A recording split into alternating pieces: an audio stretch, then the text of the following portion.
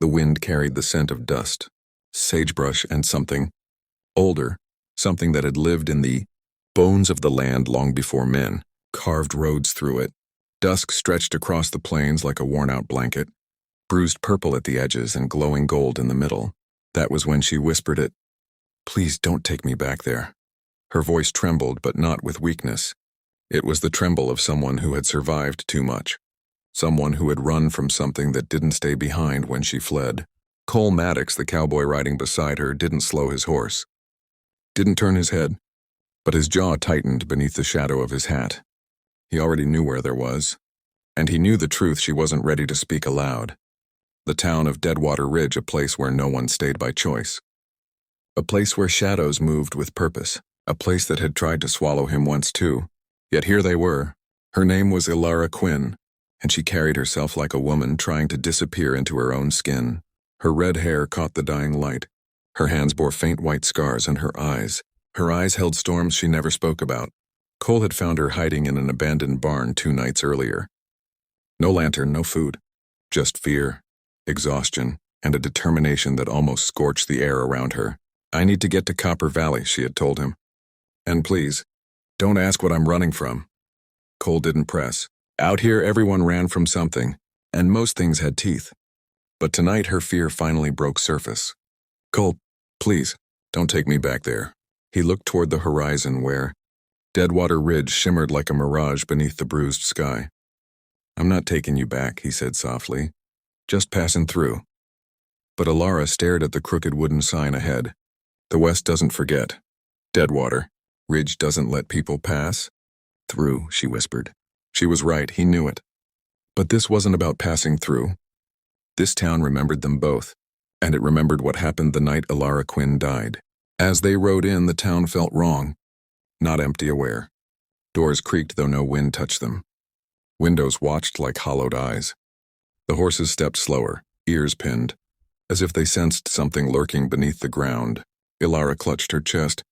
"It's pulling," she whispered. "Like strings. Like someone's holding me." Cole scanned the empty street. No one here to hold anything. She shook her head. "It isn't a someone." Deadwater Ridge hummed with a quiet too heavy for the living. They moved toward the old church, the only building still standing tall, though half burned and hollow. When Elara saw it, her breath hitched. "This is where I died," she whispered. Cole stiffened. He remembered the fire. The night the sky turned blood red. The screams. The prayers twisted into something unholy. Elara stepped closer. "I've seen these in my dreams," she whispered. "I don't remember my past. Just flashes, running, fire, chanting, then nothing." Cole swallowed. "Elara, what brought you back?" Before she could answer, another voice spoke. "We did." A tall, thin shadow unlatched itself from a dark corner, wearing a cracked mourning mask that hid everything but its malice. "Elara Quinn, welcome home." Cole stepped in front of her. "Show yourself." The figure stepped into the lantern light, its limbs too long, its shape wrong as if molded from something not flesh. "You died here," it rasped. "And we brought you back." Elara stumbled back. "Why? Why me?" "There were 12 of us," the creature said. 12 who believed your bloodline carried something ancient, something the West had forgotten. We needed a vessel. A sacrifice. Cole's blood chilled. "What did you do to her?" "We bound her soul," the creature answered. "To finish what we started." Elara collapsed as an unseen force, yanked her toward the burned circle. Cole grabbed her, locking both arms around her. The creature tilted its head. "You cannot protect what is not yours. Cowboy." Cole fired. The bullet shattered the mask. Smoke hissed out. The scream shook the walls, but the creature didn't fall. "You belong to us," it hissed. "No!" Elara cried. The symbols beneath her ignited with ghostly light. Her hands glowed silver blue. Cole stared, stunned. The creature recoiled, voice trembling. "No!" The power awakened in her. "Impossible." Cole reached for her. "Elara, come to me now." She turned. Her eyes glowed like stormlit moons. "Cole," she whispered, voice ancient and steady. "I know why they brought me back." He froze. "Why?" Elara looked at the creature, now dragging itself away in terror. "Because whatever they tried to summon that night didn't bind to them." She lifted her glowing hand. "It bound to me. Light erupted, Moonfire roared, the church shook, the ground split open, the creature was swallowed into the crack, and silence flooded the room. Elara collapsed into Cole's arms. He held her close. "Elara, what are you now?" "I don't know," she whispered. "But whatever they awakened, it's only beginning." Cole looked out at the dead town. The west had shifted tonight. Something old had stirred, and something ancient now walked beside him. Whether it saved the west or destroyed it, he didn't know. But he wasn't leaving her. Not now, not ever. The desert wind carried faint traces of dust and ash as they slowly moved out of the church. Elara's hand still glowed faintly, a lingering trace of the power now part of her. Cole adjusted his hat, scanning the horizon.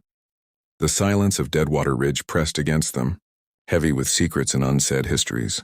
Every creak of broken wood, every whispering shadow reminded them both that the night had changed them, irrevocably. The town, once menacing in its emptiness, now felt almost alive with a hidden pulse. Elara whispered, "It's not over." Cole nodded grimly, feeling the truth of her words deep in his bones. They mounted their horses and moved toward the edge of town. The moonlight cast long, twisted shadows over the ruined streets, and the desert beyond seemed to watch them with quiet patience. "We have to keep going," Cole said, his voice steady. Whatever that was. "It won't stop." Elara's glow faded slightly, but her hand still trembled with latent power. "I feel it, Cole. Something's waiting, watching," she said. Cole gripped the reins tighter. "Then we face it on our own terms. Together." The horses stepped carefully over the cracked earth as they left the town behind. Beyond Deadwater Ridge stretched endless desert, silver under the moon, haunted by the echoes of what had occurred. Cole glanced at her. "Whatever comes next, we survive, together." She nodded, determination etched into her features. "Always," she said. Somewhere beyond the dunes, ancient power stirred, aware of her awakening. The west had shifted. Its heart carried a force older than time itself, and Cole knew without a doubt that the journey ahead would test everything they believed about themselves and the land they called home. But with Elara by his side, he felt something else too, a resolve unbroken and unyielding. They rode on into the unknown, the wind carrying the scent of sagebrush and dust, the shadows of Deadwater Ridge fading behind them. And as the first rays of dawn touched the desert, Cole and Elara continued their path, the story of their survival only just beginning. Whatever ancient force had chosen her, whatever the West had awakened, it would not find them unprepared. Together they faced it. Together they would endure. And the West, the unforgiving eternal West, would never be the same again.